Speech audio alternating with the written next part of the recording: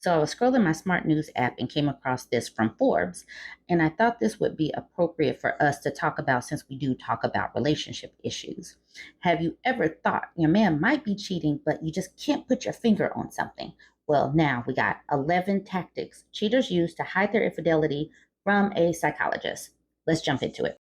Few things are worse than being cheated on, but the fear that your partner might be unfaithful can be just as tough. That nagging uncertainty can keep you up at night and make you second guess everything, all while slowly chipping away at the trust in your relationship. Thankfully, psychological research can help us cut this awful process short. An April 2022 study from Personality and Individual Differences explored the common strategies cheaters use to hide their infidelity. According to the author, cheaters have been found to employ over 53 different strategies to hide their infidelity, and up to 70% of them are willing to use 7 or more at the same time. However, there are 11 strategies that are most commonly relied on. These are the most common subtle strategies that people use to hide their affairs, each of which can be spotted by paying close attention. Let's get into all 11 of these. Number one, they'll show you more interest than usual.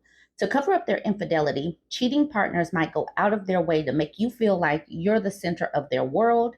They do this by being overly affectionate, performing more acts of kindness, giving unexpected gifts, or initiating milking more frequently than usual for your relationship. This sudden increase in attention is often a tactic to divert suspicion and reassure you of their devotion. Number two, they'll leave no digital trace of their affair. Cheaters often go to great lengths to remove any digital evidence of their affairs. They delete incriminating messages, emails, and call logs to ensure nothing suspicious remains on their devices. When using social media or messaging apps around you, they'll be extra cautious, avoiding opening certain apps or turning their screens away from you. They might also set their phones to silent or do not disturb mode to prevent notifications from their affair partner when you're nearby. This vigilance in managing their digital footprints helps them keep their infidelity hidden, and it maintains the illusion of innocence. Number three, they'll have a burner phone or email account. To keep their online infidelity hidden, many cheaters go as far as purchasing a second phone dedicated to contacting their affair partner. This burner phone allows them to communicate freely without leaving a trace on their primary device. In addition, they may create secondary email accounts to keep any evidence of their unfaithfulness separate from their regular accounts. These hidden communication channels help them manage their double life and reduce the chances of getting caught. Number four, they'll ensure everything is password protected. Cheaters often rely heavily on password protection to keep their activities hidden. They might change their passwords that were previously shared or add new ones to devices that were previously unprotected. Additionally, they may secure individual apps and folders with their own passwords to ensure they can't be accessed without permission. When not using their devices, they make sure that they are locked and kept out of sight. This extra layer of security helps them maintain their secrecy and prevent you from stumbling upon any evidence of their infidelity. Number five, they'll be calculatedly discreet. Cheaters take great care to be discreet when meeting with their affair partner. They choose isolated and remote locations where they are unlikely to be recognized, ensuring these places are ones you would never visit. To avoid being cheated, they meticulously plan these encounters and often use valid excuses for their absence, such as a work meeting, a hangout with friends, or a trip to the gym. This calculated discretion helps them maintain their cover stories and ensure that nothing seems out of the ordinary. Number six, they'll suddenly have a new friend or colleague. Cheaters often disguise their affair partner as a new friend or colleague. If their attempts at discretion fail and you notice them spending time with someone new, they'll downplay your concerns by insisting that the person is just a friend or a new coworker. This explanation is meant to reassure you and deflect any suspicion about the true nature of their relationship. By framing their affair partner as someone innocuous, they try to keep their infidelity hidden while also maintaining your trust. Number seven, they'll keep their affairs short and sweet. Cheaters are very careful to keep their interactions with their affair partner limited and brief. They avoid meeting or contacting them too frequently and minimize the chances of arousing suspicion. Additionally, they often ensure that the affair doesn't last too long, aiming to reduce the risk of getting caught by reducing them to flings. By keeping their involvement with their affair partner short and discreet, they attempt to maintain their facade of fidelity in their primary relationship. The thing is, you let it go too long, feelings might get involved, and the affair partner might blow up their spot. Number 8, they'll still seem invested in your relationship. Cheaters are meticulous about maintaining a facade of normalcy. They make a concerted effort to avoid any noticeable changes in their behavior towards you. They'll speak to you in the same familiar manner and continue to give you attention as they always have. This consistent behavior helps them deflect suspicion and maintain the appearance of being fully invested in your relationship. Number 9, they'll use friends as an alibi. Friends are often the most common scapegoats for cheaters and use them as convenient alibis to cover their tracks. If their absences raise questions, they'll attribute them to visiting a friend or close colleague. However, they keep their affair a closely guarded secret from these very friends to prevent any leaks that could expose their deception. Number 10, they'll seem calm and collected. Cheaters go to great lengths to appear calm and collected to avoid raising suspicion. They meticulously plan their interactions with their affair partner, ensuring they coincide with times when they're unlikely to be at home or when they can justify their absence with a new hobby or activity. For instance, they take up fishing, golfing, or running to provide a plausible reason for their recent absences. They also minimize asking you about your day in the hope that you won't probe too deeply into their activities. Number 11, they'll do their best to act normally. Maintaining a sense of normalcy is crucial for cheaters to evade suspicion. They avoid spending excessive money on their affairs to prevent any unusual transactions in their bank statements.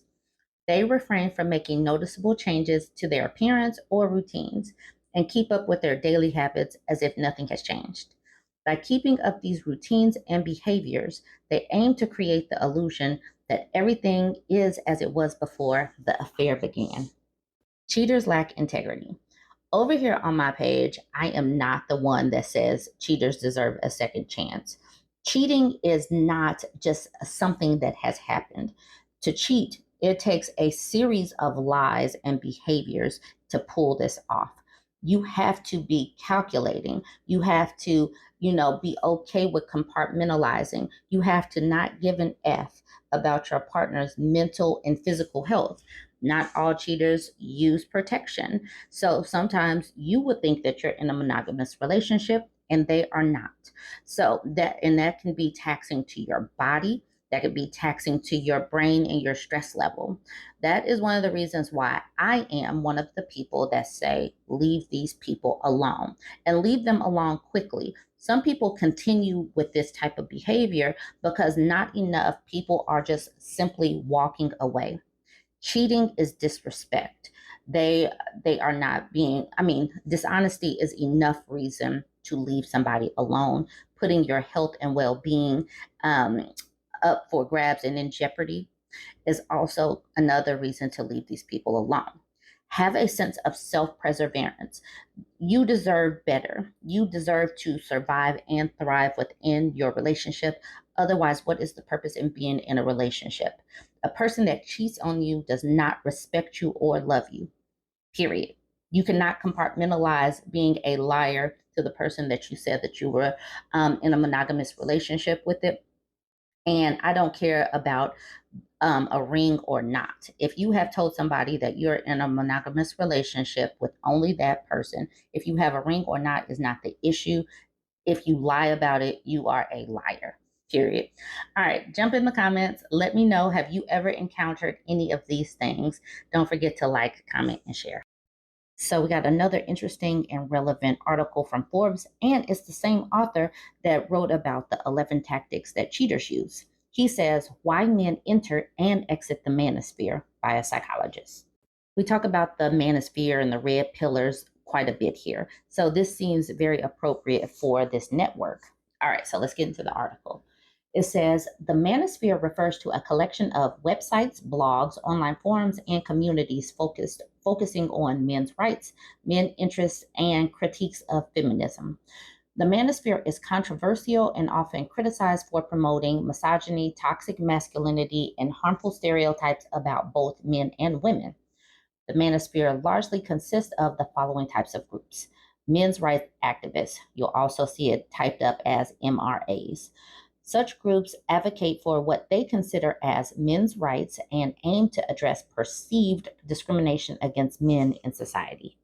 Pickup artists. This community focuses on teaching men strategies to attract and seduce women, often emphasizing manipulation and psychological tactics to do so.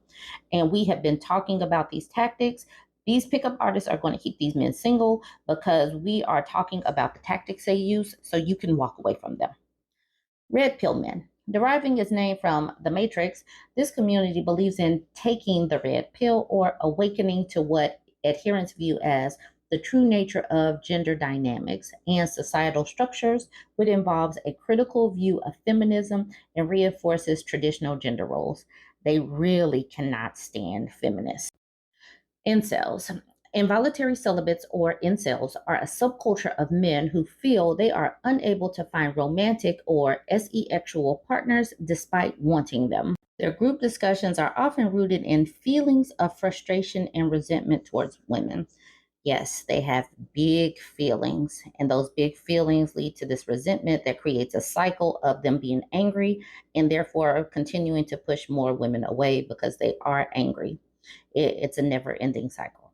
Here are two primary reasons why some men are drawn to the manosphere. Number one, nursing heartbreak and recontextualizing rejection. A 2023 study details the journey of radicalization and de radicalization of ex members of the manosphere based on accounts of users from two subreddits, the Incel Exit and X Red Pill, that support such individuals in their exit process. Often, users found themselves drawn to the manosphere as a result of experiencing romantic rejection and frustration within their dating lives, as well as grappling with feelings of masculine inadequacy.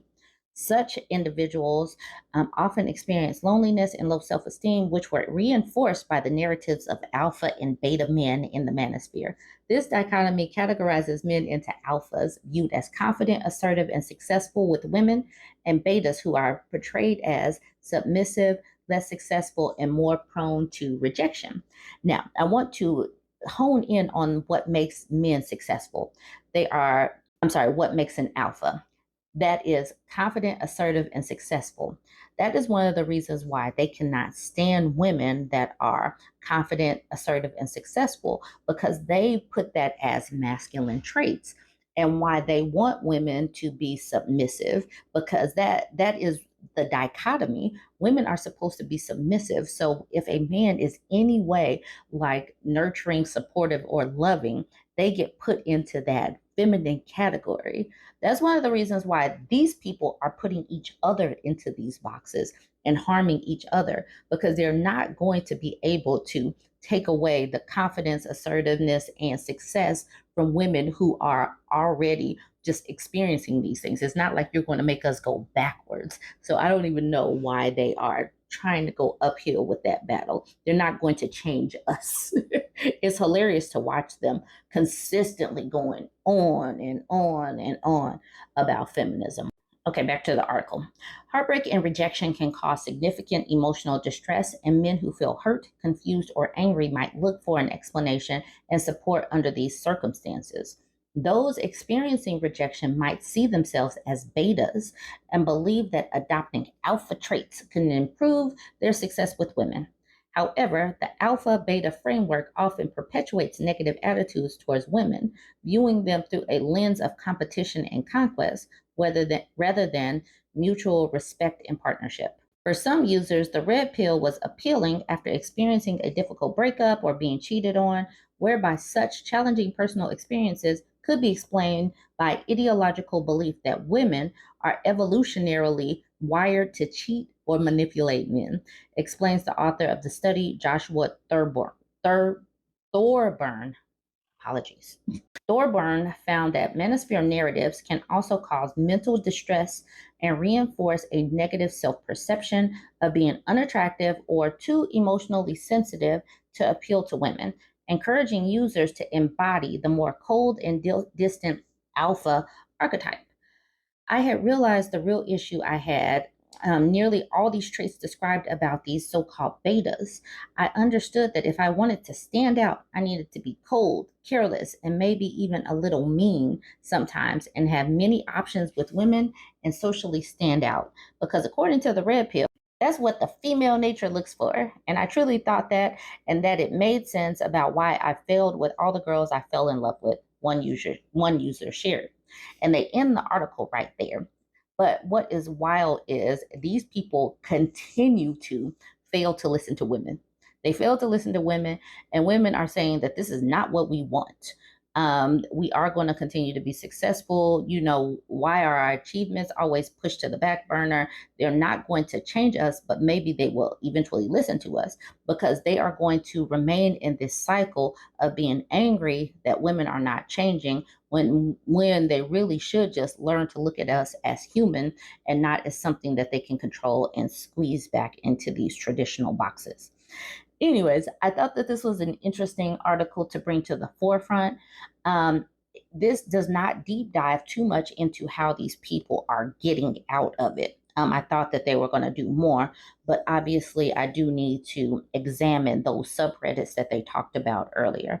So maybe I will work on that a little bit more because we do need to see stories of these men coming out and having an epiphany that maybe they should listen to and treat women with some humanity. So listen to women and treat us with some humanity. Anyways, jump in the comments. Let me know what you thought about this article, and don't forget to like, comment, and share.